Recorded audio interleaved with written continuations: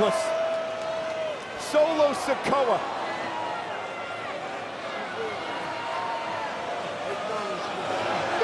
With the death blow. The Samoan spike. You can count to tomorrow.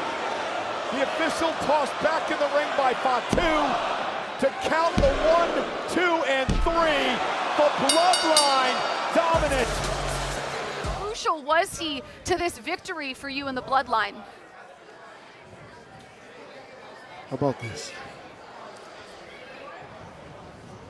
Acknowledge me. It's the money in the bank, cash it out for party. It's the money in the bank, cash it out for party. Had a better intro song, but we had a new host come along. So we switched it up again and again, bringing the best and worst PLE review on Sunday night's main event. Join Brad the Dad, Raw Dog, Father Greg, and Randy C as they journey through A to B of Toronto's own PPV. Who won and why? Who's dumb? Who tried? Tribalism aside, this was a hell of a night. It's the money in the bank, cash it after party. It's the money in the bank, cash it after party.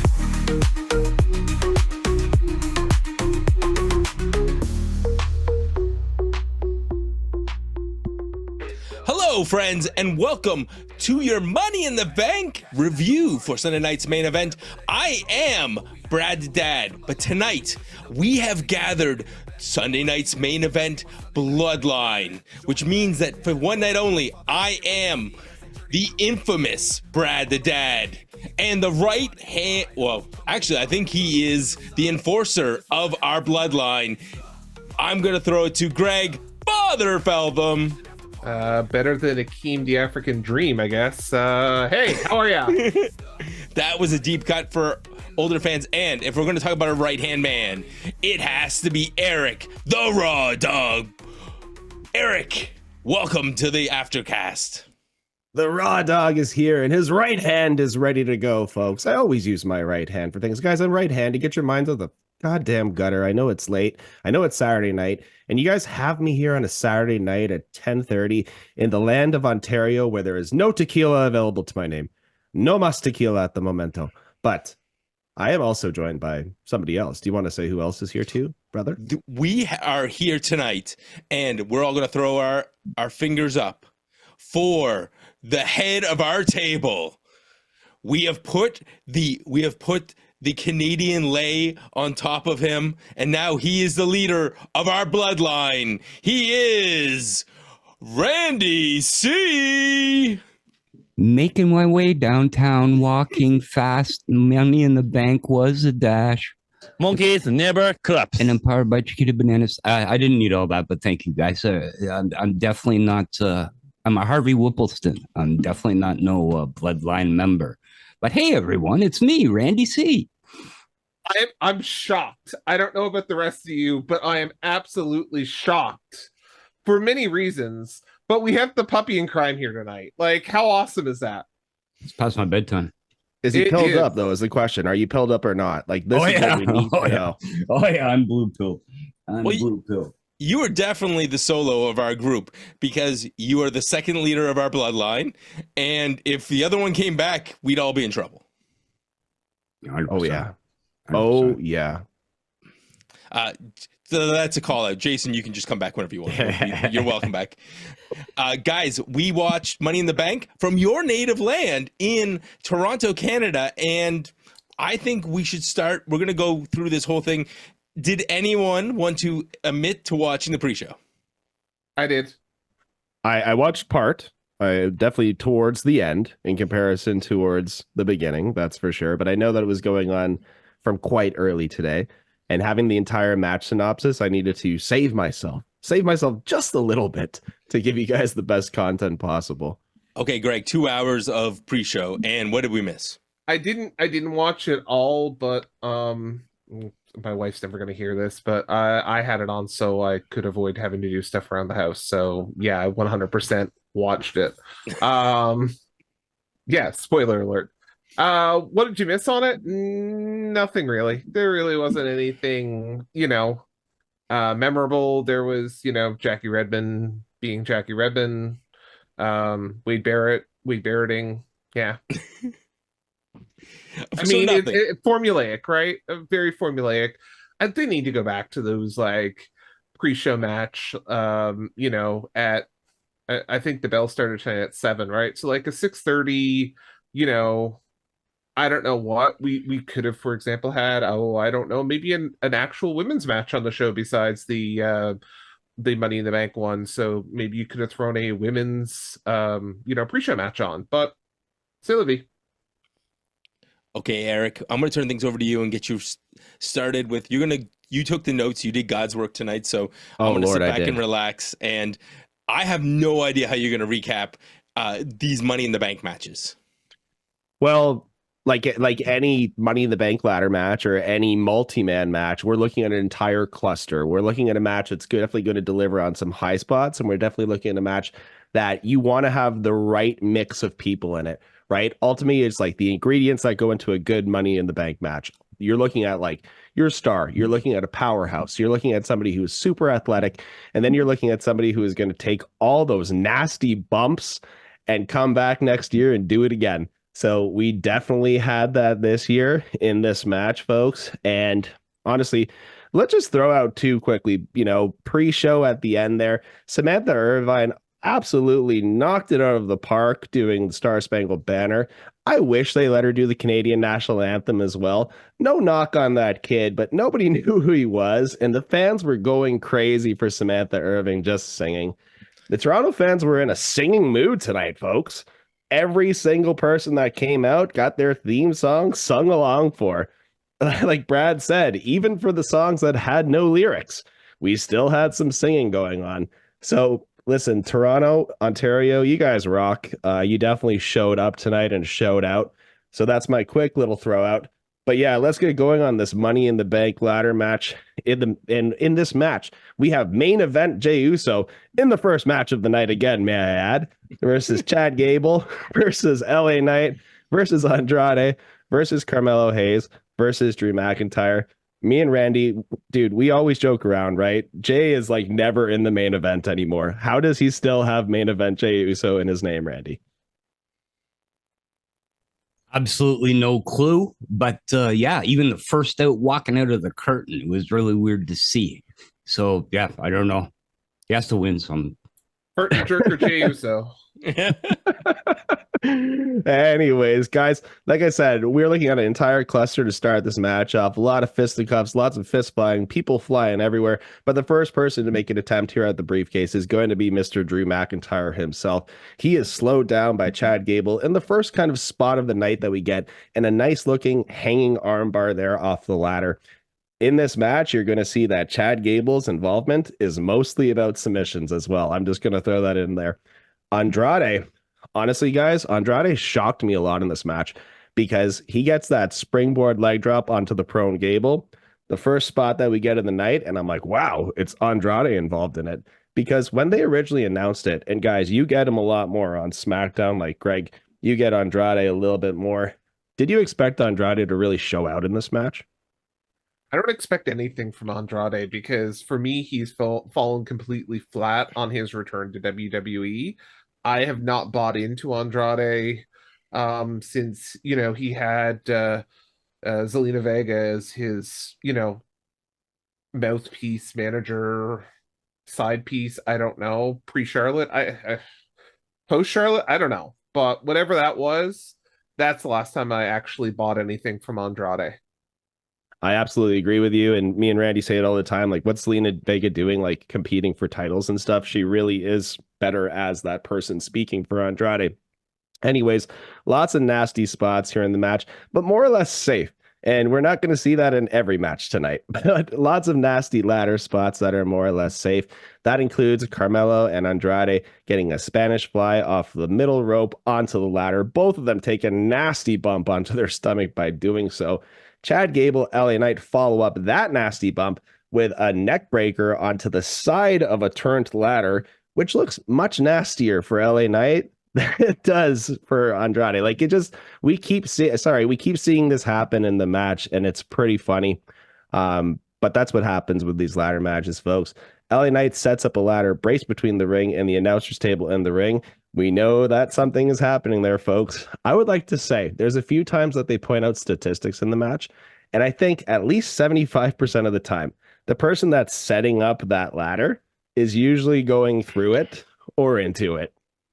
It's going to happen. Spoiler alert there, just a little bit. Anyways, Gable gets back into the submission game here, ladder to ladder. He's got an ankle lock here on Mello. May I add to Carmelo Hayes just keeps on taking these nasty bumps in the match. In my opinion, I think he is the MVP of at least the bumps here in this match, who is making it look a little bit special.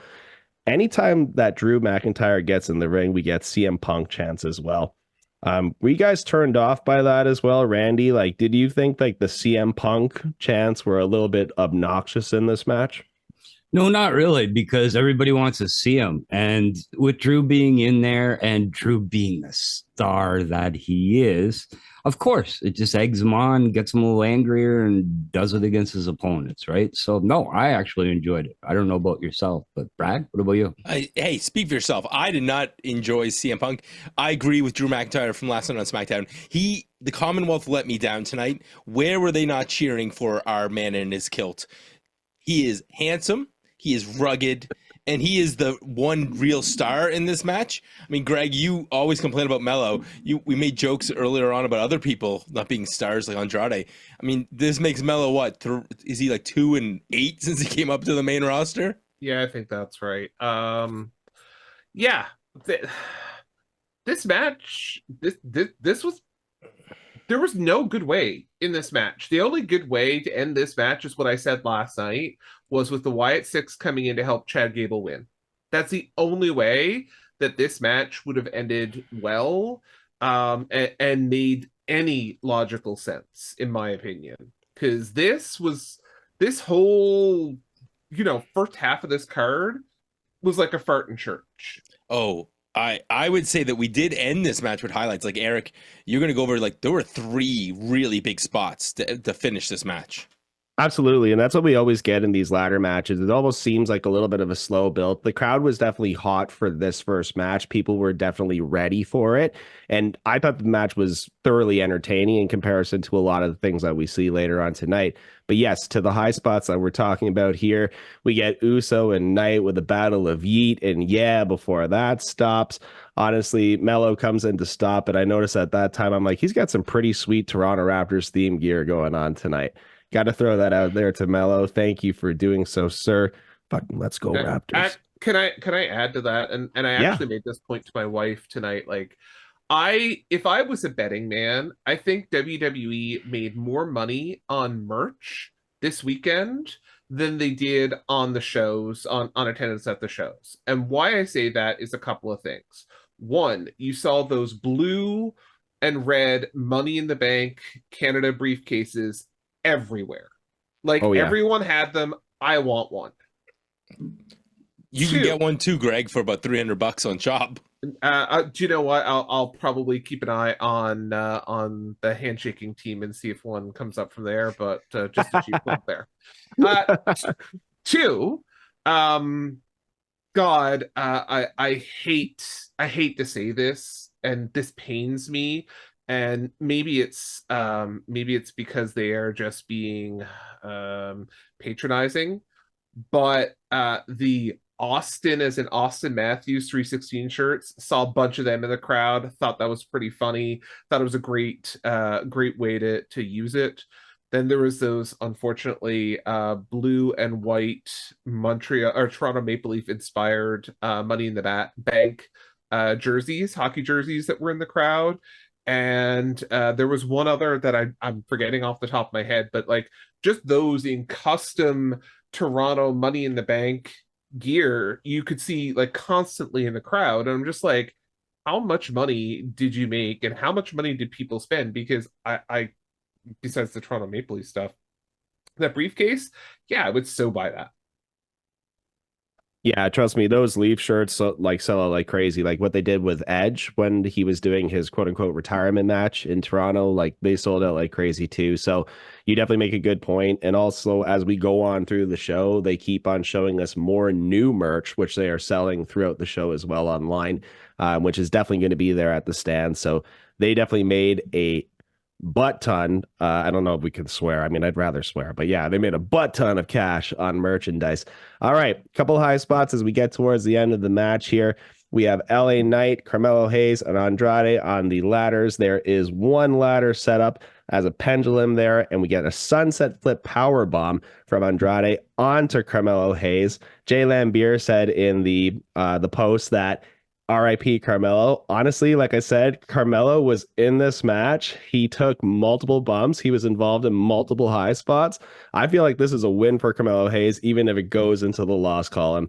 And you might not agree with me, but that's my thoughts on it. Gable also gets a belly to belly onto LA Knight to throw him outside of the ring onto the ladder that he set up from the announcer's table to the ring. Knew that was going to come, knew that was happening. Chad Gable is now gone up to the briefcase, but is pushed off the ladder, hanging onto the briefcase for dear life.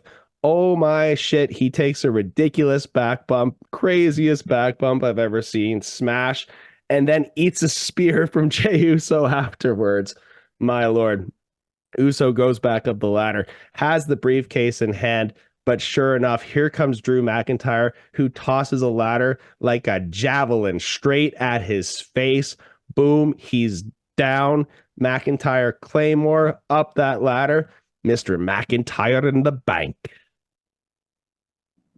Randy, I know you wanted this to happen. Were you happy how it happened?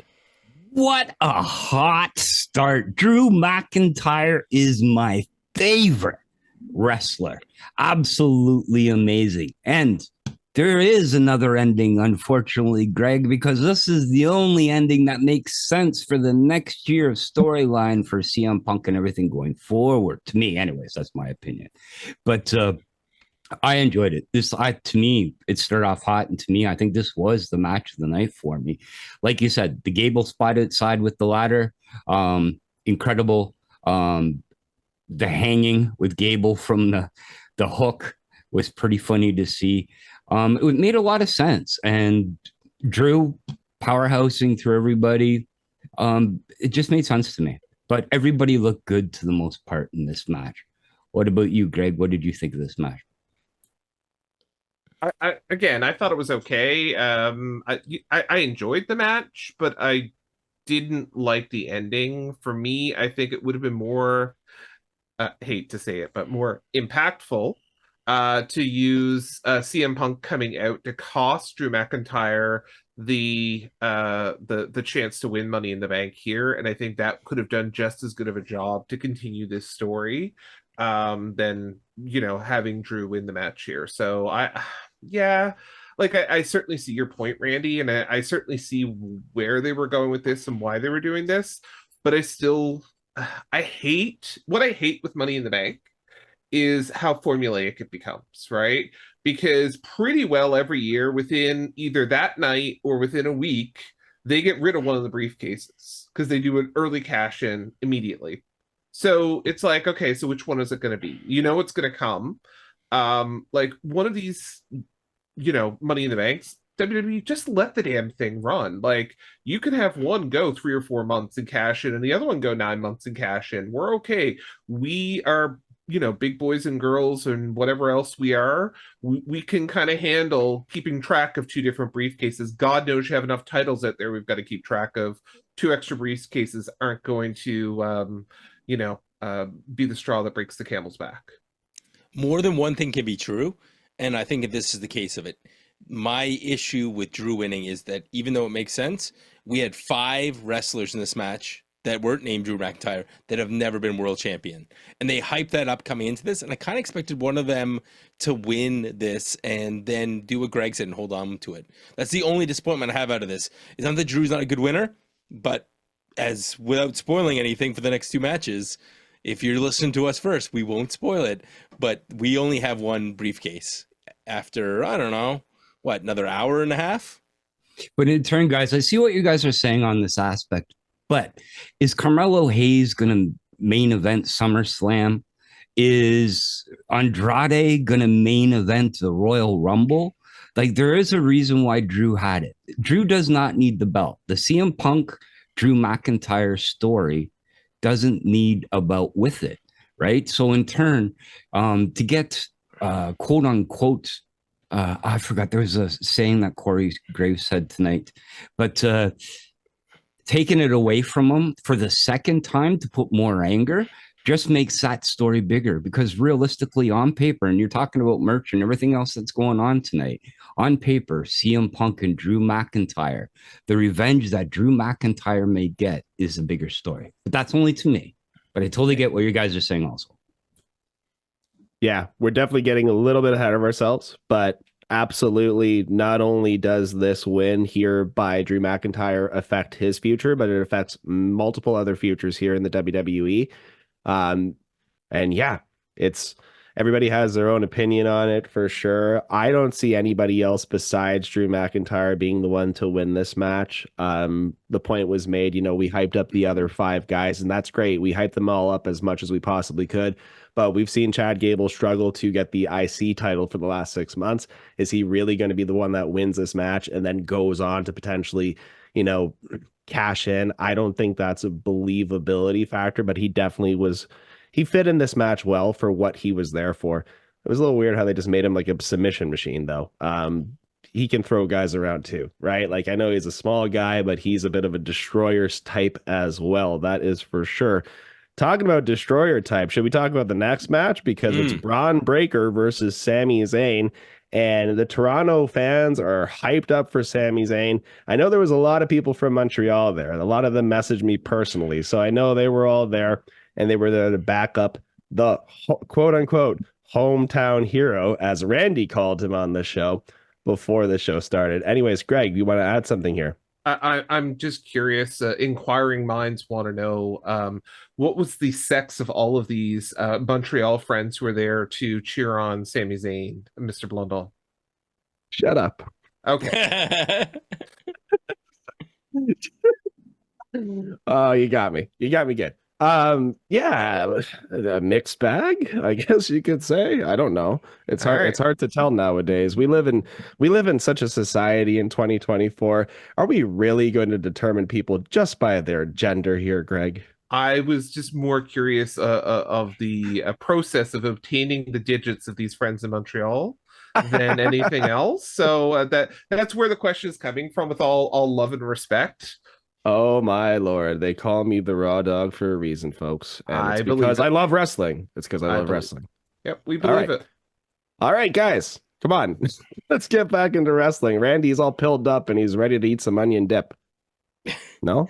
No, and we have to get through this next match where we have the hometown boy against the my wife was like, he's related to a Steiner, isn't he? I'm like, yes. Yes, he is. He is a genetic freak. Honestly, he is the perfect mix of Scott and Rick Steiner in so many ways. As soon as you see him, like, that right away, right? Like, it's not like a question of this is like the lineage or not, or fake. Like, he's 100% a Steiner.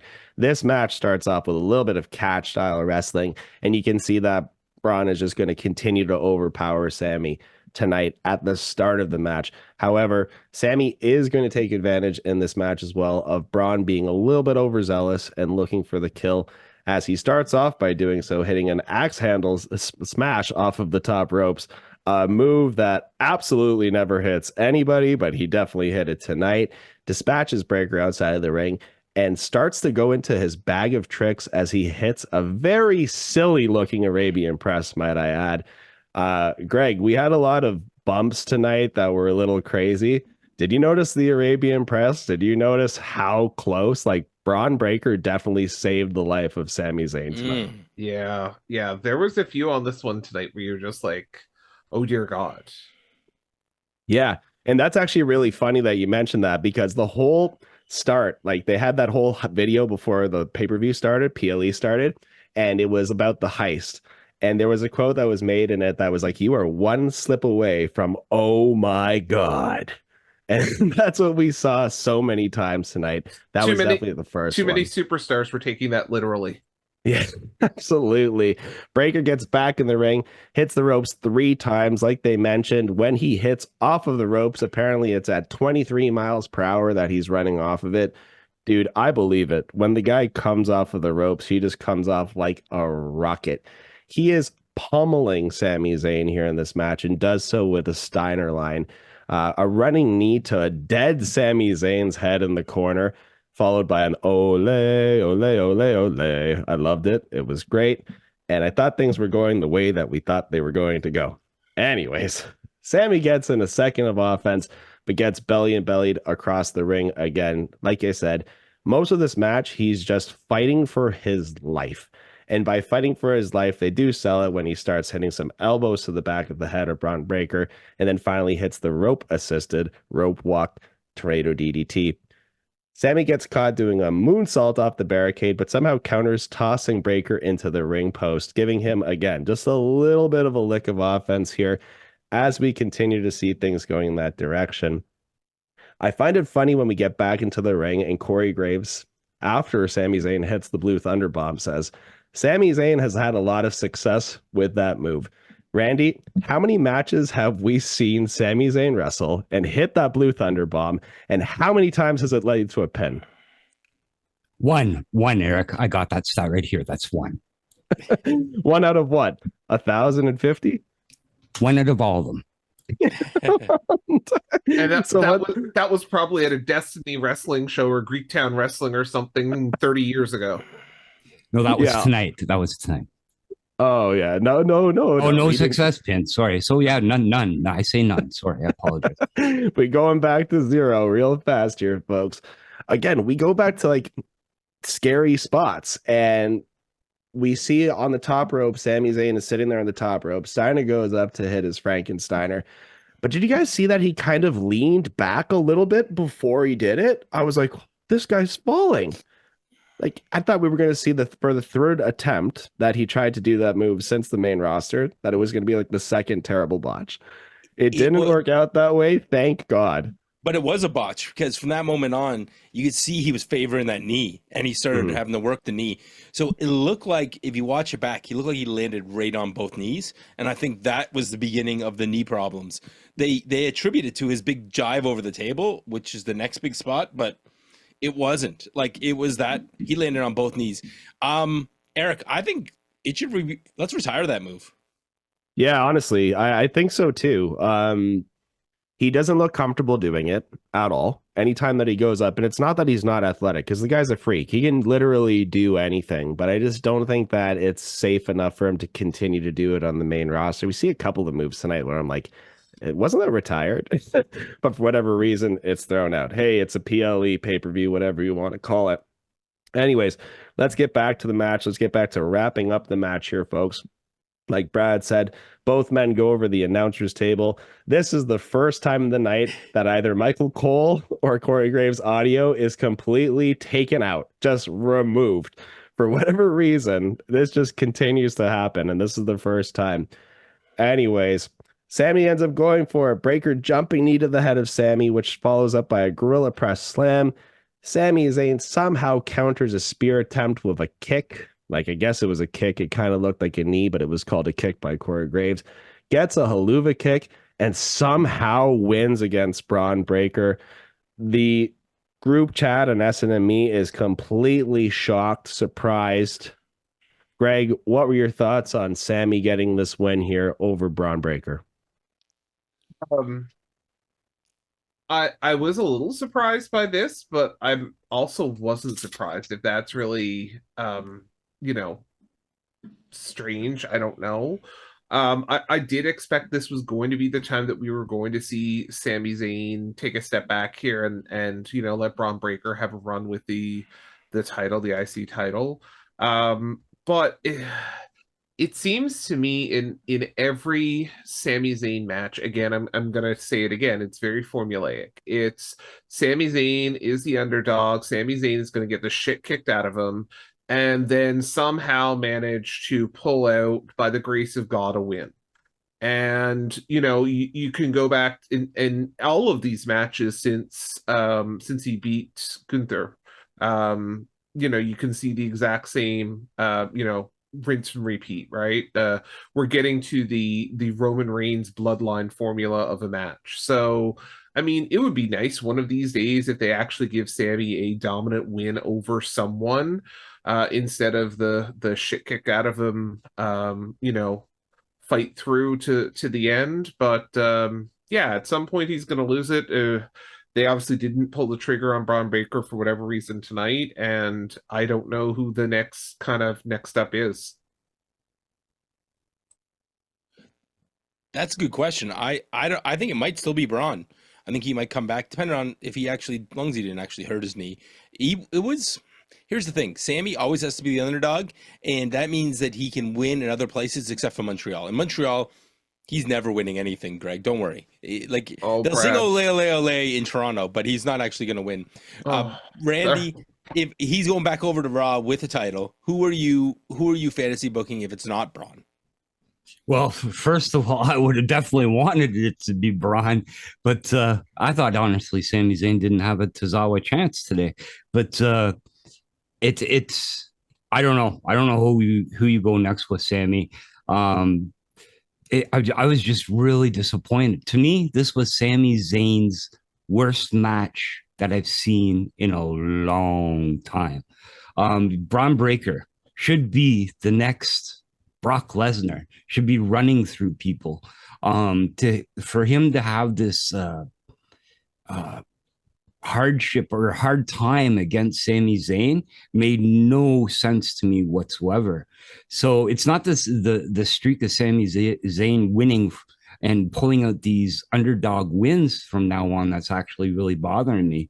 It's where does Braun Breaker go next after going through a whole bunch of different people, and how do you put them to that next level?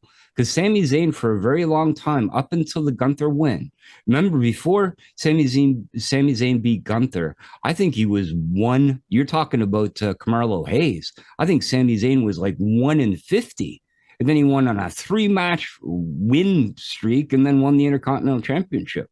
So where does this place Braun Breaker in the card from now on coming forward? So again, I really was disappointed in this match tonight, and this is from the hot start to this was completely different for me. Sorry, Eric.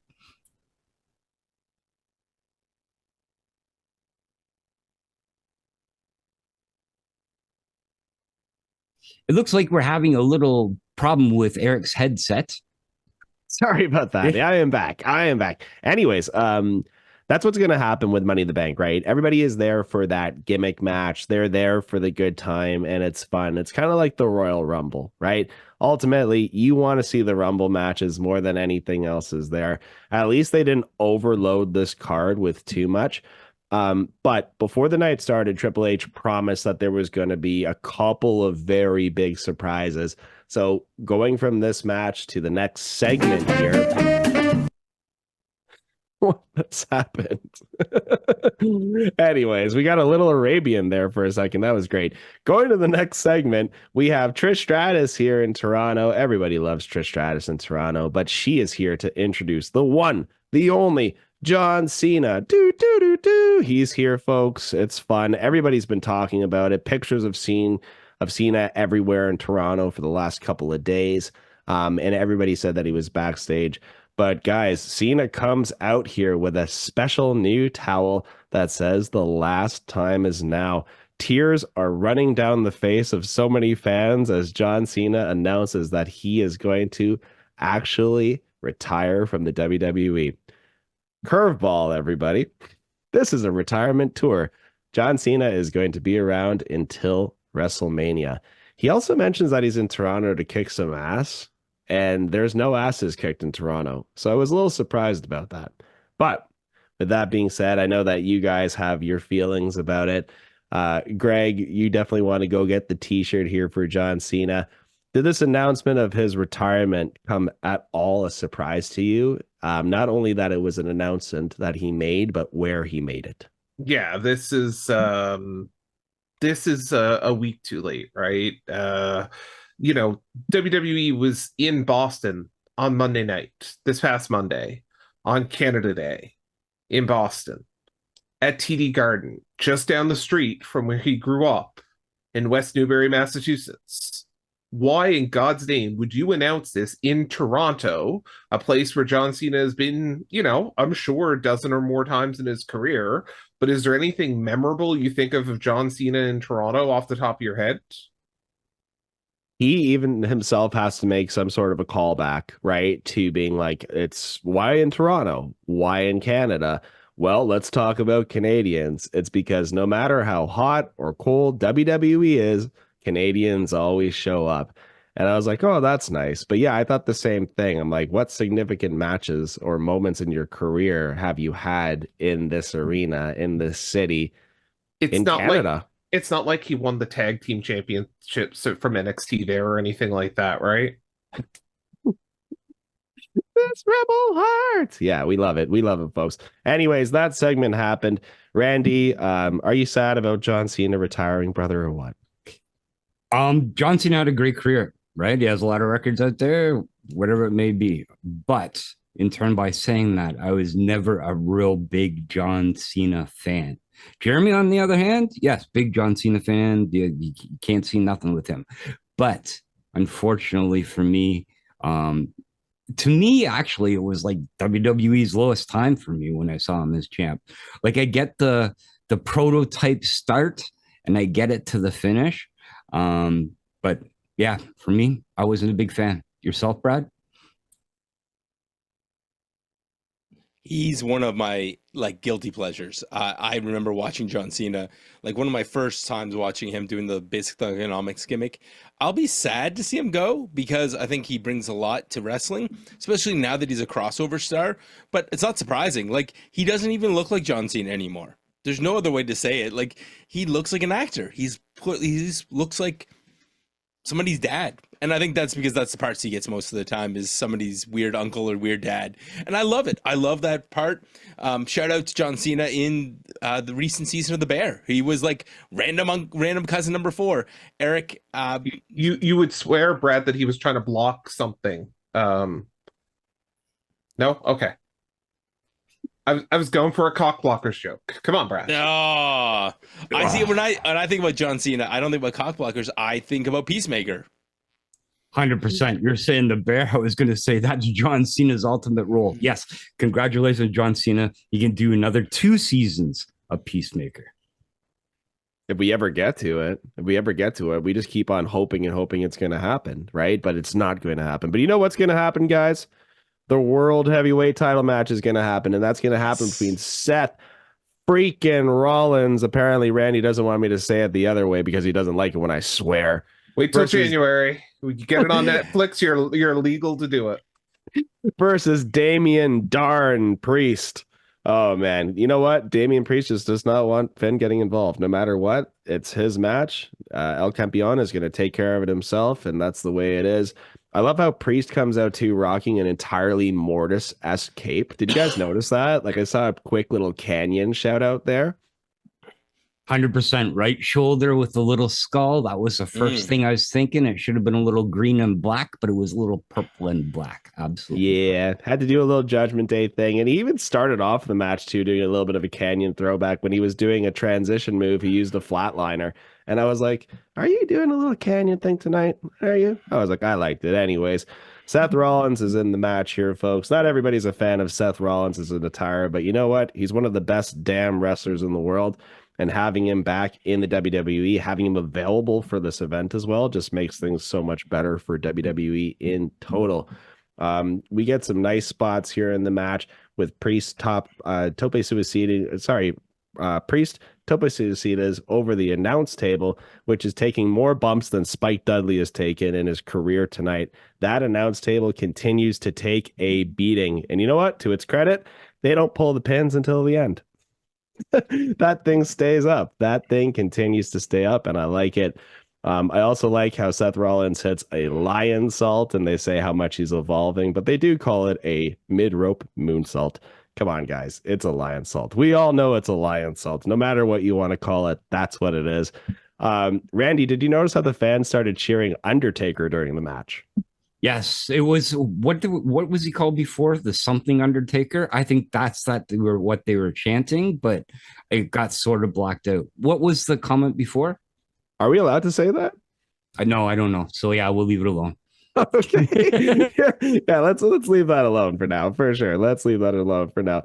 Oh man, talking about moves that we thought were outlawed or completely removed, we saw Seth Rollins hit a buckle bomb. I mean, maybe this is allowed because it's a PLE, but Greg, what did you think when you saw the buckle bomb break out? Were you like terrified for the life of Damian Priest? No, I think that they're legal again now that Sting is officially retired. Like, it's not going to reverberate through time and destroy what's little left of his neck. So I think we're okay there. Oh, jeez. That is great. All right. Anyways, Rollins goes for a pedigree, so he can't get it, and he gets a stomp here. First chance it looks like he's going to potentially win the match. It's a 2 count. During the entire match, both opponents continue to look up the ramp. Randy, you mentioned how this was a big turnoff for you. Were you able to get through it over the entire match or what? Hell no. No. Damian Priest every 2 seconds. I know you guys said both of them did. I didn't notice Seth as much, but I think I was too pissed off over Damian Priest. When you get to the end of the match and ask me how I like about the match, I think there was some sort of reason for it as well, other than the obvious. But yeah, no, it drove me insane. Yeah, for sure. Nice little high spot here as Damian Priest fights off Rollins, but Seth hits a superplex, rolls through for a Falcon Arrow, which is countered by Damian Priest, who goes for a Falcon Arrow of his own, which is then double countered by Seth Rollins, who gets the Falcon Arrow finally. The 3 count here is entirely off as Priest absolutely does not get that shoulder up. A little late. It's definitely caught on camera. Randy, say something, or Brad, go ahead. Oh no, I was gonna say a little late. That was a lot late. That was like that was one of those ones where it's like yeah, there was just no way to cover that, and it was just brutal. And when you start and you watch it back, you're like, yeah, especially considering they couldn't like just count to 3 like they normally would, because I don't know, there was a couple things left to happen. Hey Eric, what was gonna happen? Honestly, it's just the way that happened. I was just like, oh man. I actually, when it happened at first, I had to question. I was like, did he actually get the pin there? Because I thought Seth maybe actually got the pin. I actually rewound. Yeah. Right. I went back because it's like, there's no way in hell that's actually going to show up on a WWE replay. Like, let's be honest with this now. This has to be thinking back, 2024 seems to be the year of WWE ref screw ups, right? There's the King of the Ring where Randy Orton's shoulder is 6 inches off the mat and is counted down. Like, I'm scared to see what's coming next. I really am. I honestly don't think it was the ref's fault. I think they just planned the music wrong. I think it's supposed to be 1, 2, and then the music was supposed to play. Ooh. So Interesting. That's what I sort of heard as well. The other thing I heard from reliable sources is that early on, and this is before that buckle bomb, that Damian Priest was sort of sprung in the head somehow. And it sort of looked that way because stuff just didn't look right. Do you remember? He was off. Yeah, this whole match, he was definitely off, and he moved a bit slower the entire match. Right. Even coming down. So I think it was about 2-3 minutes in when he does that, the spinning kick. He did it successfully. Don't get me wrong, 8, 9, 10 minutes in. But I was like, what the hell is he doing? Like, you know what I mean? That spinning kick that he does all the time, yes, of course. Right? Yeah. But it was before that. So again, I don't know what was with this match. I totally agree with you, Greg, like with all these ref mistakes, everything this year. But this time, because you're right, he did put his hand down as well, but the music was supposed to go off because it literally went off, 4 seconds later? Yeah. So, and they were looking too, both of them looking up the ramp as the count was going on. And the ref as well, clearly looking up the ramp. And to Greg's point, like we talk so much about the production value going up and up and up with WWE, but the fact that they literally zoomed in on all of this happening and we all saw it happen, and you could even hear the audible groan of the fans in the arena, like, lot. Like, it took a lot away from the match at that very moment. 100%. With that being said, we do get a little bit of a pickup here as, yes, what he promised, Drew McIntyre is making his way to the ring and he's cashing in. And for some reason, he is the dumbest guy ever doing so because he wants to cash in and make it even harder for him to win and go into a three-way match. What the hell? It looks just ugly. The way that it's put out, it's not sexy at all. It definitely removes a lot of the value away from the gimmick. And yes, I get it. We want to have an immediate cash in. Usually it's the women that do it, but there's no option to do it tonight because we don't have a women's match outside of the Money in the Bank match. All right. Next up, here comes the Bugs Bunny of the universe of WWE. It's CM Punk, folks, and he's using his Acme University degree to fuck everything up for Drew McIntyre. This was so obvious. We knew this was happening. Punk leaves a beaten and battered Drew to get pinned after taking a shot with the belt, pinned by Priest. Punk cost Rollins a shot tonight, too. In my opinion, it sucks that they had to use the briefcase to do this because, Randy, to your point, they very easily could have had the same thing happen. You don't need a championship. You don't need a briefcase or whatever between the feud of Drew between CM Punk. But I feel that CM Punk should have come out and cost Drew the opportunity first and even give it to somebody like LA Knight to have an opportunity to maybe shine and give you another star because Drew was the only star in that match, but he shouldn't have been. It's duck season. Shoot fire. Drew McIntyre is a star. No, I'm telling you, this is just making me laugh. Sorry, Greg. Sorry, Brad. But yes, it screws up Seth Rollins. That gives you another story. Remember, Seth and CM Punk weren't supposed to like each other when CM Punk came back, right? Remember that there was supposed to be a feud and a storyline with that. This is long-term storytelling, months down the road, and setting up different matches down the road. Unfortunately, again, and I hate saying this over and over and over, it's not a Carmelo Hayes. It's not a Chad Gable. It's not anything else. It's the money makers of it. Remember, this is now an endeavor. It's a business, huge, 10 times the size of a corporation now dealing with it. And that's all they want for the Netflix and everything going forward. It is definitely unfortunate, but yeah, it has to move forward. Brad. It's not an endeavor. It's owned by Endeavor. Yes. And the biggest problem is that you're right. This is the moneymaker in this feud. I don't like CM Punk at all. Like, I just find him this just makes him the villain. And I don't know how we're supposed to boo Drew. I think this should eventually turn CM Punk a villain. He has cost him that title 1, 2, 3 times. And yeah, like if Drew comes out and pummels him on tomorrow on Raw and drags his bloody carcass out to the freeway and tosses him into traffic, fair enough. Like, at this point, it's on. It's a blood feud. And the only other thing I will say, that my very small nitpick, after he was beating up Drew, why didn't he take his bracelet back? Oh, that's a very good point, actually. Yeah, that's a really good point because the bracelet's been used like it is the title belt in this feud here, right? So yeah, why didn't he not take it back? Greg, what did you think about the match? Yeah, this is, as I said earlier, this was a wet fart in church. Like this, I hated this so much on so many levels. Yeah, I think I'm disappointed in the lack of inspiration WWE is having here with this. I don't think this is inspired storytelling, if I'm being 100% honest. I think that we're falling into a trope. Inspired storytelling. Drew McIntyre is doing the best that he's ever done in his whole career.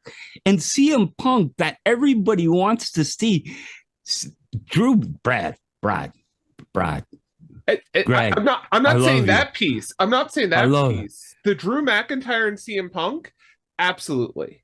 Where I'm saying the lack of inspiration is here is using the Money in the Bank briefcase here on Damian Priest in a match against Seth Rollins and having that cash in. That to me, and then the screw up with the ref completely took me entirely out of this, and then made the CM Punk Drew McIntyre fiasco at the end of it. I was completely taken out of it. And that's where I'm saying is the lack of inspiration in the storytelling, as opposed to I 100% like the Drew McIntyre, the head sewn stuff, that, you know, the bracelet, 100% agree. It's this crap that we had to deal with tonight that's got me turned off from it. Yeah, the ref, I can definitely agree with you that. But Brad, Drew McIntyre, not a villain. CM Punk, the villain. Come on now. Drew is a bad villain. He's heel. Sorry. He's got to be a heel. No, that's the thing too, right? Like, you backed yourself into the corner a little bit here with the way that the match was booked, because ultimately, who's going to win here? You have to have like a face versus heel dynamic, and even the way that this match ends means that we're going to have Gunther versus Damian Priest at SummerSlam. There's no way that that match is going to happen the way it is. Heel versus heel, it just doesn't make any sense. And again, I get we don't need that old trope, that old dynamic of good versus evil, but that makes feuds better. It does make feuds better. And even when Austin was, you know, potentially a heel versus a heel, he was still deemed a face because that's the connection that he had with the crowd. I don't know if Drew's going to have that Austin connection with the crowd, but Drew definitely gets, you know, a lot of good reviews on what he's been doing recently, especially his promos, especially how he's trying to wrap it all together on social media. Even tonight after he won his match, he said, just wait and see. You know, it's a post that he made on his social media. Like, he was guaranteeing he was going to cash in. So, do you know what I like about this? Me and Brad love Drew so much, but in two completely different ways. It's amazing. Love wrestling. Well, it's because I don't know, maybe it's our Scottish connection. I just love the guy. I think he has all the potential in the world to be a great face. And I don't think he ever got that opportunity because of the pandemic. And I kind of just want a face run for him. And hopefully the next time he goes over to Clash of the Castle, he can actually win something. I do like that he is doing a little bit of Bret Hart right now, though. I don't know if you guys have caught it. Even on the press conference the other day, he said, you know, I'm the best there is, and I'm going to be the best there ever was. You know, like, he's throwing that all out. He's doing the whole, you know, I got screwed angle, and we're liking it. It sucks that we had to use the Money in the Bank briefcase to progress that. But yeah, who else was going to get it, guys? Chad Gable? No. Carmelo Hayes? No. LA Knight? Maybe. But I think LA Knight has lost a lot of steam recently. I don't know. I just don't think that he has the same stock that he had previously. A year I too see late. a lot of the stock going somewhere else. Yeah, a year too late for sure. Okay, talking about the next Money in the Bank ladders match. Let's go. It is the women's match. Oh, man. Yeah, we got to talk about this. Okay. Zoe Stark, Chelsea Green in her amazing all-Canadian gear, which I absolutely loved. I love that so much. Tiffy Time, it's Tiffany Stratton, Lyra Valkyria, Io Sky, and everyone's favorite, Naomi. Man, that Naomi theme music, I'm just so happy we don't have to hear that every day, like every Monday on Raw, Randy. Like, aren't you so pleased about that? Yeah, no, not really. No, yes, I'm very happy. Yes, Brad, I see you putting up, and Greg, congratulations, you have Naomi. Glow, the best part. Glow, glow, glow. Nope. No, it's just TNA. It's TNA Music 2.0, but we brought it to WWE, and we're using Naomi now. That's all it is. Hilarious enough, this match is brought to you by Amazon Prime's The Boys. The entire time, the matches has the picture of Homelander, The Boys, all around the ring for the women's match. And the men's one too. Oh, was it? Oh, Yeah. I didn't catch that. For some reason, I just thought it was more ridiculous that it was the women's match had a picture of a man on the ring the entire time. That looked kind of like Cody Rhodes if he was a superhero. I don't know. Maybe that's just me. There's a theme from The Boys called Girls Get It Done. We totally could have the Girls Get It Done clip. That would have been great. There you go. We would have liked that a lot. Just like Randy likes himself some Chelsea Green, right, Randy? When you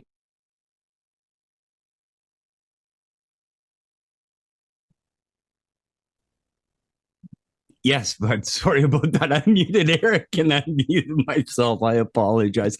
I'm sorry, buddy. I was like, Yes, wait a minute. I love Chelsea Green. Sorry, everybody. I was like, the host has muted you. I'm like, okay, what have I done wrong now? I didn't think that I hit my swear quota yet. I've got about 5 or 6 left to go. All right, we're good. Anyways, the crowd wants himself some Tiffy time, man. As soon as Tiffy comes out, everybody is ready for some Tiffy time. Some Charlotte-inspired gear for sure here. She's looking great. She's looking absolutely fire. Her and Io mix it up here earlier in the match. She's looking like a wardrobe malfunction waiting to happen. And we're okay with that here, folks. It's Saturday night.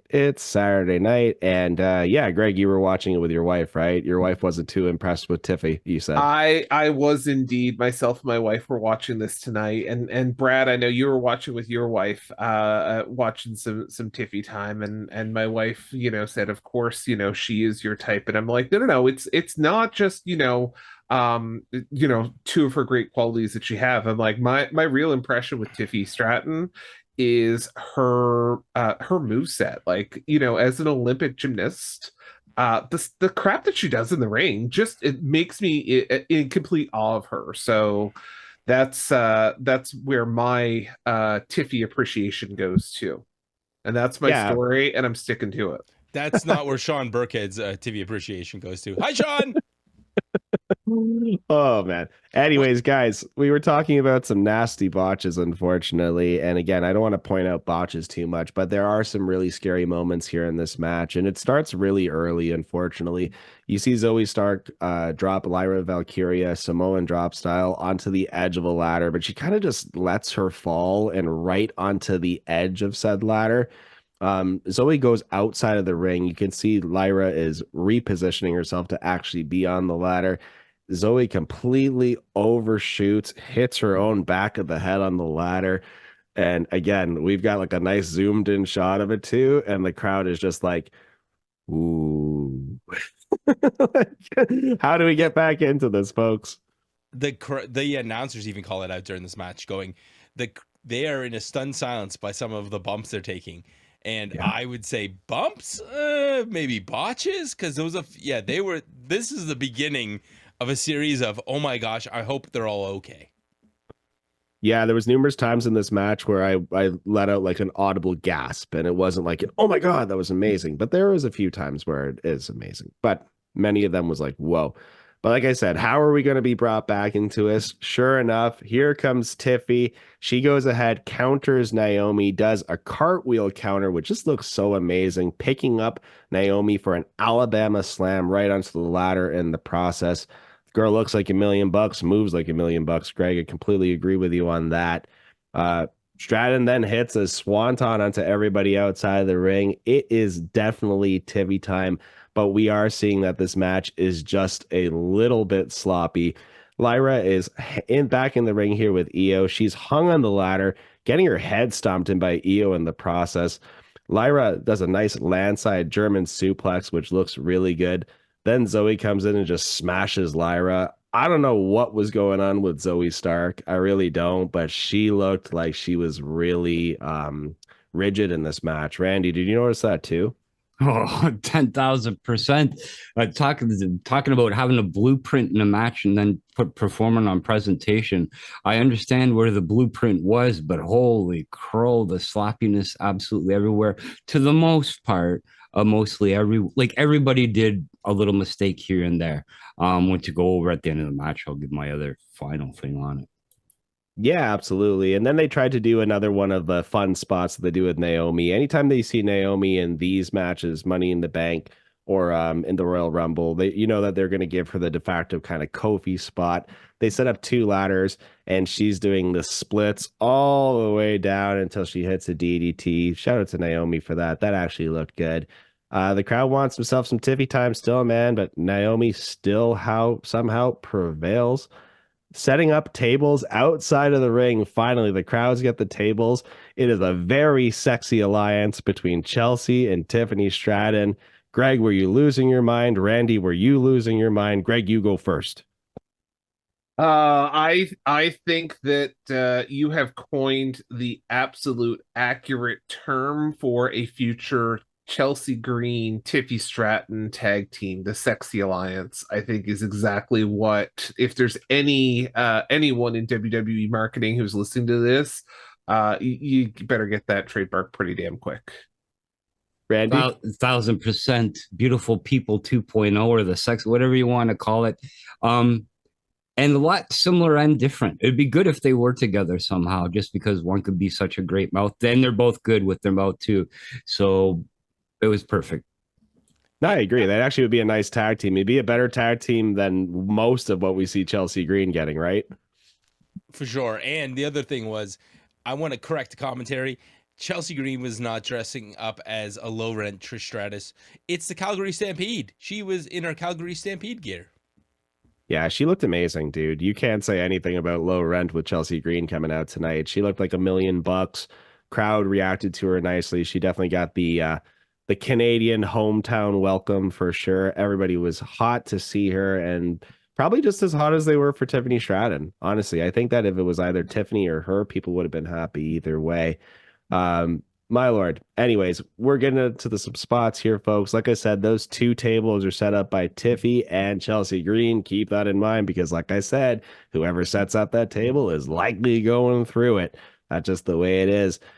Back in the ring, we got double ladders. Both ladders have a pendulum set up on both sides. Zoe Stark hits another nasty, nasty bump as she slams Lyra. It's a Uranagi slam onto one of them. That actually looks safer than most of the things that she's done tonight.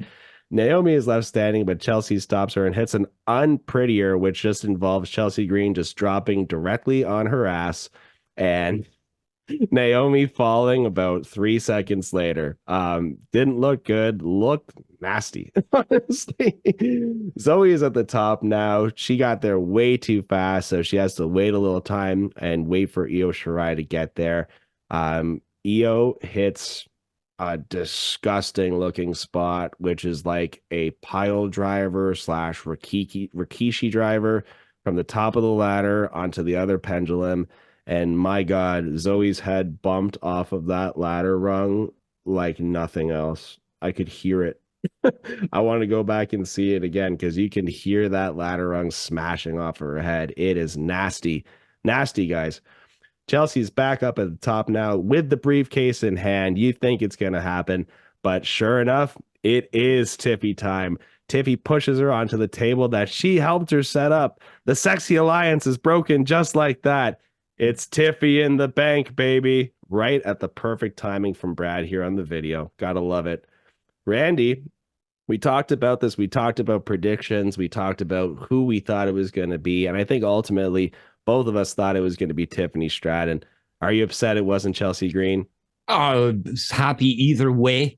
But this match scared me left, right, and center from the very, very beginning to the very, very end. The safest spot to me looked like the Chelsea Green going through the tables, but yeah, it was just nasty left, right, and center.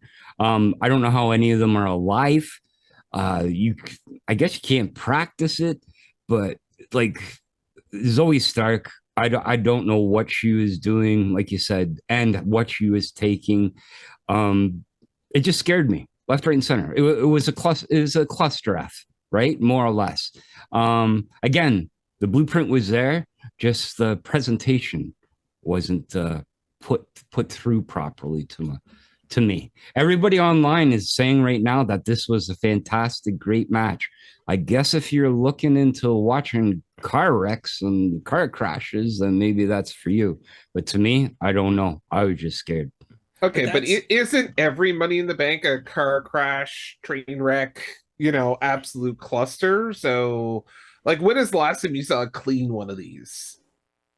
It's okay. It's okay if there's one or two things that seem a little out of place, or like, you know what I mean? This was consistently the ladder was in the wrong, like you said, Zoe Stark, when put the person not even into the ladder. Who was it? Was it Naomi? No, it wasn't. Valkyria. It was Valkyria, right? Yeah. Then Valkyria. she went up, and then she went up on top of the rope, and then did that somersaults type thing, and then Senton, hit the Santon bomb and hit the back of her head. Like, just everything didn't look right. Normally, yeah, you can get one or two things that don't look right, or there is a cluster. But remember, we're at a different level with this. We're not watching. I'm not going to put any promotion out there on the indie circuit, but we're not watching any of that. We are watching WWE, where they even better wrestle. Right. So, again, it just scared me left, right, and center. The bigger issue is, like, I think, again, both things can be true. People like this match because it was such a mess, but it doesn't mean it was safe. And there was a high chance that Tiffy, a couple of spots she took, if she, like, for example, if Zoe was meant to win this match, there was no chance she could get up after that last bump she took to win the match. I don't know if she's going to be at Raw this week. Like, I hope she gets some good long time off.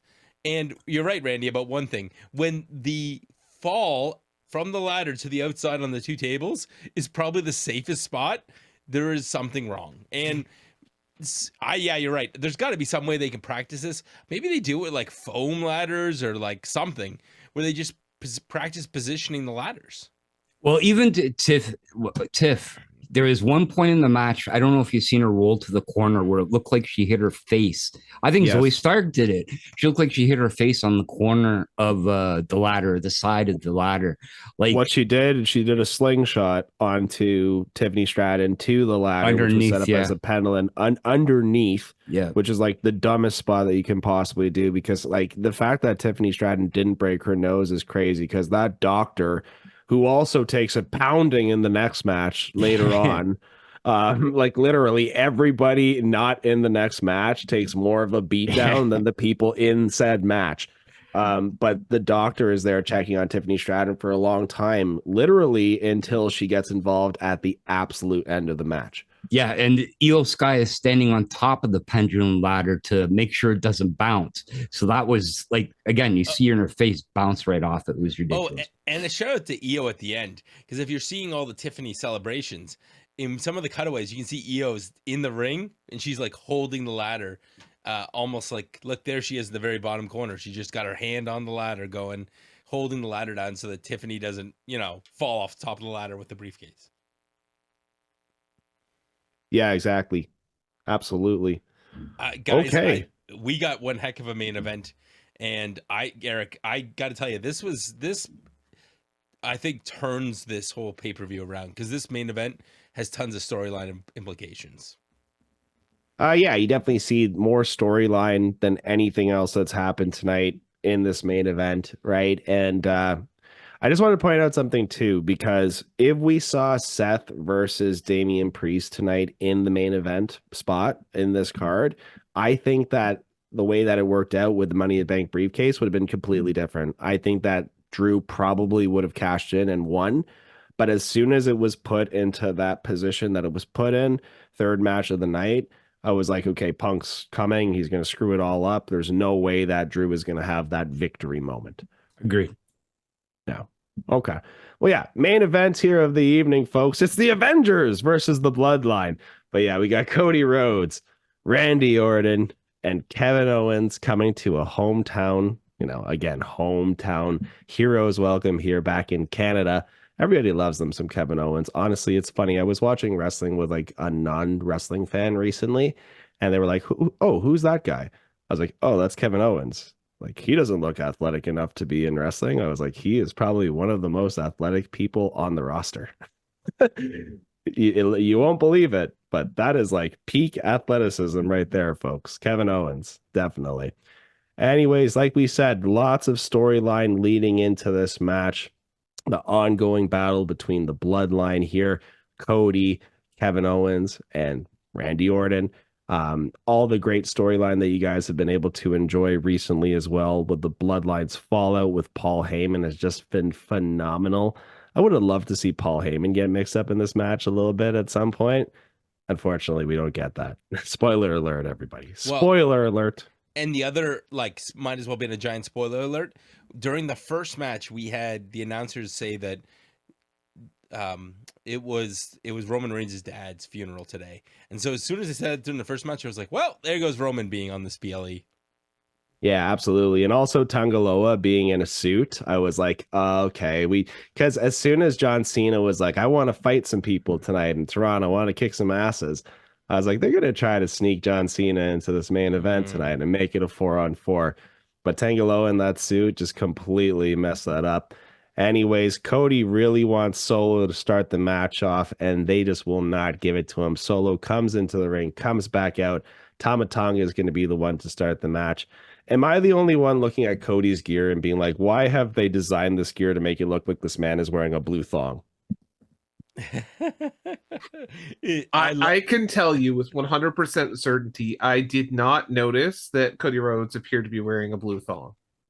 You'll see. Now that I mentioned it, it's going to be the only thing that you see. It will be the only thing that you see going forward, especially if this is his gear going forward. He was so gold in those tights too, man. Honestly, it was crazy. But anyways, the whole match starts off here with the Avengers in full control as Cody hits a stalling suplex to tag in the Apex Predator himself.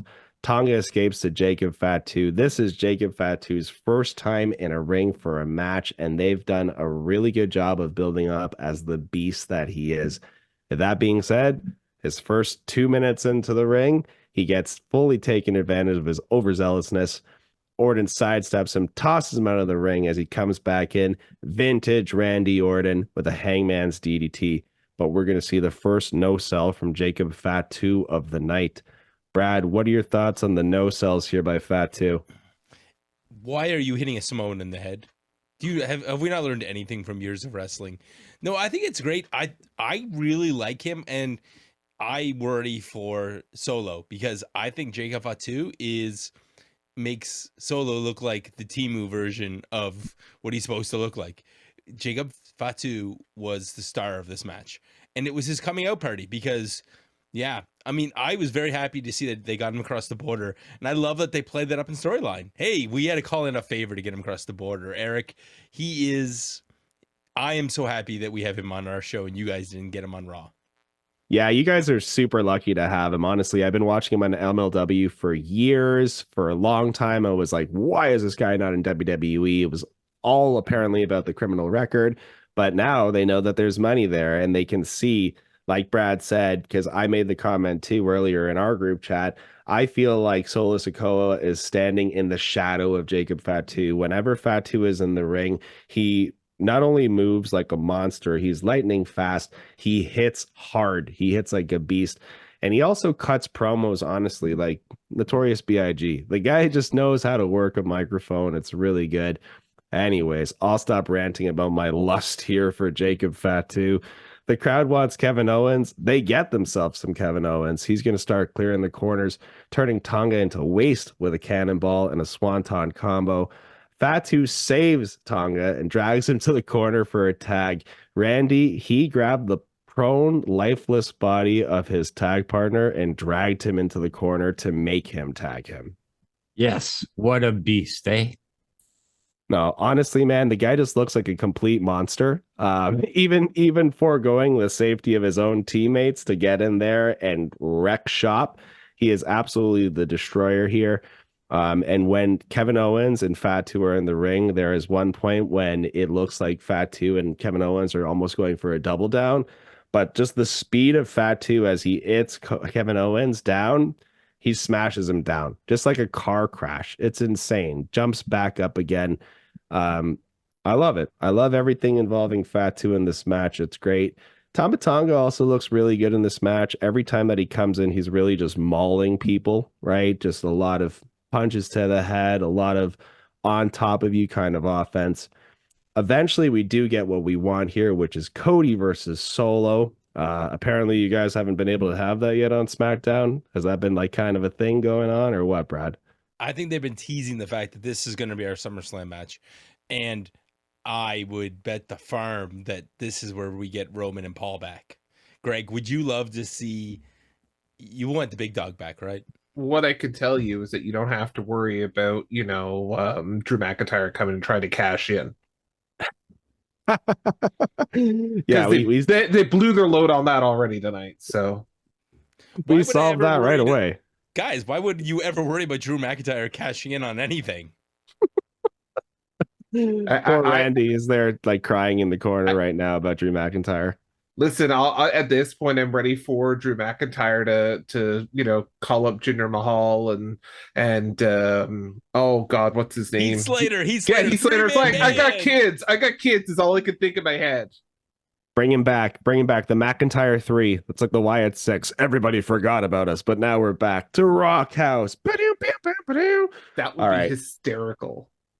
We'd like it. The McIntyre 3 taking on the Wyatt 6. Love it. Anyways, disaster kick for Solo. Cody Cutter for Tama Tonga. He goes for a suicide dive, but he hits Tangaloa. And my lord, guys, Tangaloa's head bumped off that announcer's table. And talking about people who were messed up for the rest of the evening, let alone the match itself, you can see Tangaloa crawling around the ring for the next 15 minutes after he took that hit. He definitely got knocked out. And that was, woo. Anyways, like I said, everybody's taking the beats tonight, but the people who are taking the beats the most are not in the match, including the Doctor, who Fatu gets completely backdropped into by Cody. That poor Doctor is taking a pounding. The referee is taking a pounding as well, too, man. The ref takes his first bump of the night. He is out, entirely out. So then we go to an array of finishers like we are in an indie promotion, Randy. Like out of nowhere, we just get finisher after finisher after finisher. Crossroads, Frog Splash, RKO, still no ref. Jacob Fatu again comes in to save Solo Sikoa from a shield bomb. Fatu ends up killing the ref by just completely running him into the steel corner as Kevin Owens steps out of the way. Man, like the funny thing, guys, is at one point they're like, a second ref should be sent down here. Where's another ref? Where was that other ref, Brad? What happened to the other said ref? Because this poor ref just took a pounding of a lifetime. He saw what was going on to this ref and said, nope, don't pay me enough. Okay. Or CM Punk couldn't steal the shirt. You know what? Here's what they should have done. I'm sorry I cut you off, Randy. But what they should have done here is for the Toronto Pop, Jimmy Corderas comes running down to the ring and counts the 3. Oh, that would have been incredible. We would have loved that. Friend of the network, Jimmy Corderas. Randy, you still there? Yes. We're just making sure that Randy's alive. Is he still awake is really the question. Wondering if the blue pills have kicked in. Not yet. Oh, man. Anyways, like I said, Fatu kills the ref. Everybody is completely screwed in this match. The people who are not in the match are screwed even more. Tangaloa is just crawling all over the place like he just got hit by a ton of bricks, and he pretty much did in the head. We got a frog splash to Fatu through the table. Finally, that announcer table finally breaks, guys. It's taken a pounding tonight. It's finally given up. The audio is completely messed up, distorted. You can hear the buzzing going through the headset as Michael Cole is talking. And then they show Corey Graves and Michael Cole. Corey Graves, his headset is gone. He is pissed. Just pissed off. You can tell he definitely wanted to call the end of that match really, really badly, and he couldn't do it. RKOs all around. Samoan Spike, 2 crossroads for Solo Sikoa. Fatu hits an implant DDT on Cody. Still no ref. Another Samoan Spike. The dead ref is thrown into the ring and somehow raises his hand for the 1, 2, 3. The Bloodline wins. The Toronto fan base is really upset. Like, honestly, they're sitting there, then they show the replay. You can see, I was going to call him Green Shirt Guy, but Green Shirt Guy has a white smiley shirt on today. He's even like, oh, man. That's because Canadian Border Services took away his shirt. All right. No, you know what? This was a peak ending to another chapter of As the Bloodline Turns.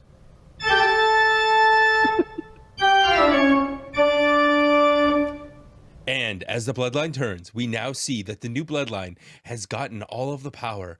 And coming this Friday to SmackDown, Greg, we will see Solo Sikoa challenge our good friend Cody Rhodes for the title at SummerSlam. Greg, what are your thoughts on that? Dear God.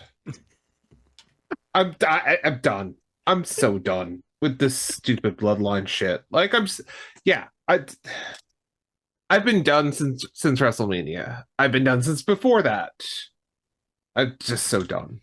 You've been done since Montreal when they screwed you out of your happy Do you know ending. what? Screw you, Brad. Screw you. Keep bringing me up Sami Zayn in Montreal. God damn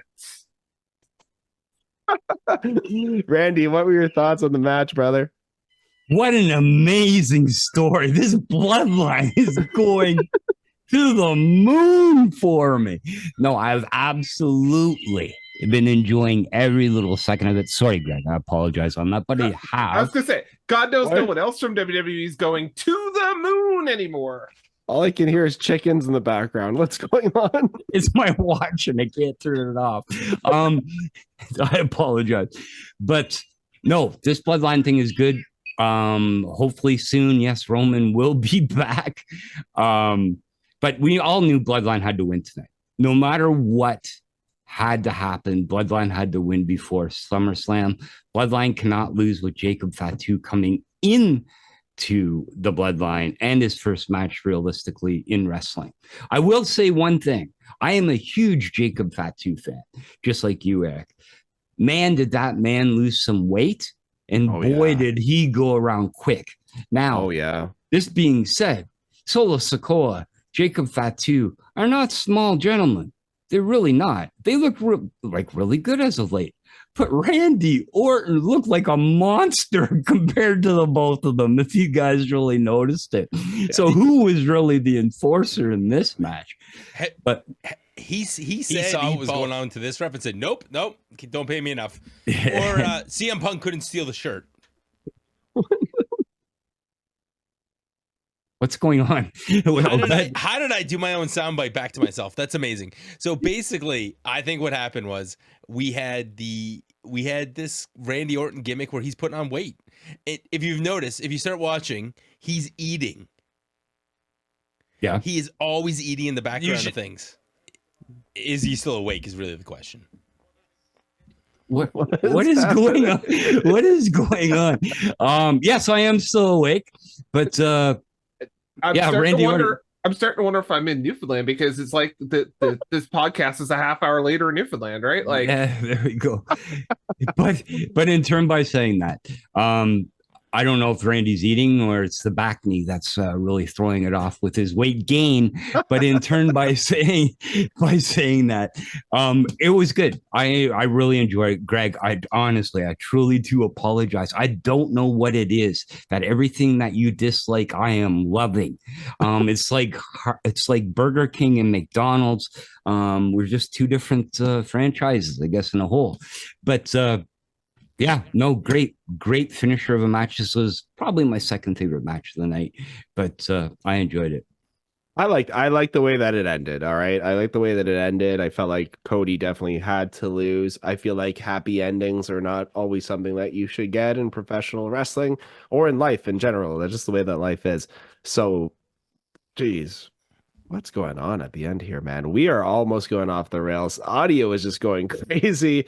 We got Brad doing sound bites of himself. Apparently, we just had clicks going on in my headphones. That's nuts. But yeah, dudes, we got through the 5 matches here at Money in the Bank, and we made it. We survived. We somehow survived. We had the best, I think it was one of the best endings to a pay-per-view. I will say that there were some bumps on this road, and this is my favorite PLE of the year. This is it. And overall, I would say it was a show you could go back and watch. What PLE did you watch? Like, honestly, this PLE is what I expect out of Toronto.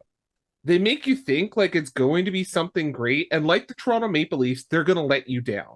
They're going to break your heart and let you down. And Randy, I'm sorry to say it, your Toronto Blue Jays are in the same boat, right? They're all about their past glory, but there's nothing here. You cannot compare this show to the Scotland show. You cannot compare the crowd in the show to the one in Lyon. I'm going to say it now. You can't compare the show to the crowd and to the show we had in Saudi Arabia. So this, to me, fell flat on so many levels tonight. And this is certainly nowhere close to being a top PLE for me for this year. It's past your bedtime. That's why, Greg. I do want to mention one thing though too. Ultimately, like I said, Triple H said we're going to get a few big surprises tonight. So a few big surprises was the cash in, CM Punk thwarting the cash in, right? Like that's CM Punk being there. I guess that's a surprise. And then the other surprise is John Cena announcing his retirement. Honestly, we're talking about an episode of Monday Night Raw, right? Like this is an episode of SmackDown. We get these types of surprises every week, and they've been doing that leading up to Netflix really, really well. Why couldn't we get a little bit more for this pay-per-view? Toronto fans too, they kept on saying this is awesome in a lot of matches that I was like, I feel like falling asleep right now. So, man, you fans are awesome. People were definitely hyped up for it. I'm not even sure that I would go so far as saying that the cash-in was a surprise. We knew it was going to happen. It always happens. The cash-in was not a surprise. CM Punk being there was sort of a surprise, but I couldn't be the only person who predicted that, right? Like a million people had to predict that. As soon as you knew that Big D was going to win that first match, then that's it. Like you knew CM Punk was going to come out. You knew what the pay-per-view was going to be, right? There was no, I would go so far as saying this to me was a thumbs down pay-per-view. Ooh, see, Wow. you're just disappointed because Big D didn't come through in the end. No, listen, I got enough D's, double D's, triple D's in this one tonight that I don't even think that single D there, big single D is doing anything here. I think that we're probably okay. Hello, Hard it's times. Greg from Boston. Holy crow, Greg. But I agree with him. I wouldn't say a thumbs down, but it definitely wasn't the best PLE of the year so far, but it definitely wasn't the worst. Definitely wasn't the worst. Honestly, yeah, for $300 for upper bowl tickets, because that's what it was tonight leading into the event. They actually released some 100s as well, closer to the start of the event for around 250, 300. Man, if I was there, I really wouldn't have been like really that like enthralled about this pay-per-view. I've seen so many other PLEs from WWE recently that are better than this. And like we even said, like even the Saudi Arabia show, better, right? In my opinion. And maybe that's not your opinion, but guys, that's, the recap here of the wrestling side of things. I also can agree. It's a mid pay-per-view for sure. You made a very good point a few minutes ago, Eric, that I'm going to jump on now. And you said that this is essentially was a Monday Night Raw or a Friday Night SmackDown. I would argue, as much as I even hated the end of SmackDown last night, I like the SmackDown show last night better than the show tonight. Fair enough. That's because you got to see your favorite part. This rebel heart. I want to thank Eric for recording that for me earlier because that's going to be on my soundboard.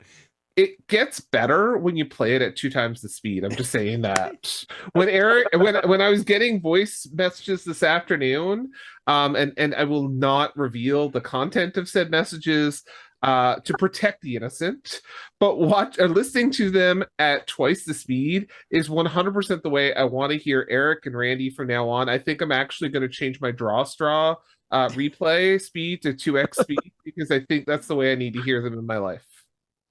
I was told to slow down on talking before. So yeah, this is news to me. But yeah, thank you so much. That's awesome. Yeah, I mean, 5 matches, it was a good way to do it for sure. There was things that I wanted to see differently. Honestly, I wanted to see the Braun Breaker Sami just be a Brock Lesnar, Kofi, 8-second dust it up smash. That's it. Put Braun Breaker into the stratosphere. It didn't happen. But guys, there's a lot of time for him for sure. And I think a lot of this is set up some good matches for SummerSlam. And if we look ahead, we are going to get Gunther versus he's actually going to be wrestling Damian Priest. That's going to be great. I think that Cody versus it could be Drew McIntyre. He could cash in, right? Oh no, wait. He already tried, right? In a 3-way match too. That was smart. God. Dum Dum Drew. Dum Dum Drew is what CM Punk's new shirt should be called. Dum Dum Drew.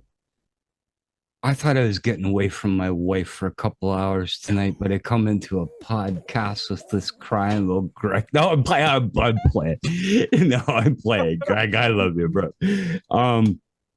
Yeah, no, whatever. Well, guys, Stop me listen. when I'm telling lies, Randy. Stop me when I'm telling lies.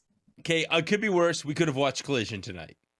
Agree. Listen, if you haven't heard it yet, there's a return on Collision tonight, Ooh. and it's not who you think. Okay, you know what? The reason why I say this is a natural throw to the fact that there are tons of other shows here on this network, including a Collision catch-up, including our brothers, the Raw Dogs. We got Steve Swift. He's going to be doing some rambling reviews covering classic wrestling and NXT. We have Boris, who will be covering with Dax, I was gonna say ECW pod. That would be great, but no, they're gonna be doing AEW, unfortunately. And then we're also, I mean, their part of the podcast is great. They have to talk about AEW. I feel bad for those guys.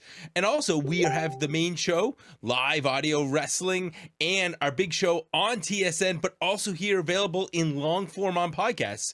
It is here available on Sunday night's main event. It is the main show. We'll have a ton of stuff. Randy, could you tell us? Is there maybe perhaps an interview this week, or are we going to have an elongated roundtable? I'm absolutely not sure. I have not talked to Boris or Donnie this week as of yet. The one that Donnie was thinking this week did not happen as of yet. But yeah, I'm not too sure. But definitely listen to it, because whatever it is, it will definitely be good. And they'll cover all the fallout. Maybe they'll have an injury report for what happened here at Money in the Bank, because I think that might be their number one task. They may not be able to have time for an interview because the women's injury report tomorrow could be lengthy. And yeah, I mean, it was a lot of fun doing the pod with you guys tonight. Eric, I think you got to take us home, brother. Top injury report definitely tonight. It has to be the doctor. He is definitely out for 6 to 8 months after that bump. Everybody else will be back to action. But guys, listen, thank you so much to listening. I was going to say, I think I've just breaking news here now. Adam Pearce has already cleared everyone for action for Monday night. Whether they had a gunshot to the head or not, they're good. They're back. Well, people have been returning from the dead recently on Raw to wrestle the very next day. Guys, thank you so much to listening to us as we ramble with our crazy nonsense and diatribe here. Until the next time, please take care of yourselves and each other and continue to live your lives impactfully. Because I'll say it. Deuces! Had to steal it before Brad did. Chiquita banana, and I come to say bananas have ripened in a special way. No, wait, is that not what's going to happen now? No. Raw Dog, Father Greg and Randy C as they journey through A to B of Toronto's own PPV. Who won and why? Who's dumb? Who tried? Tribalism aside, this was a hell of a night. It's the money in the bank, cashing after party.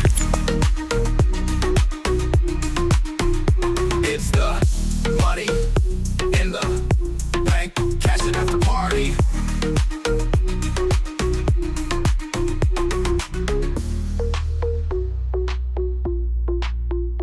It's the money in the bank, cashing after party. We had a better intro song, but we had a new host come along, so we switched it up again and again, bringing the best and worst PLE review on Sunday night's main event. Join Brad the Dad, Raw Dog, Father Greg and Randy C as they journey through A to B of Toronto's own PPV. Who won and why? Who's dumb? Who tried? Tribalism aside, this was a hell of a night. It's the money in the bank, cashing after party.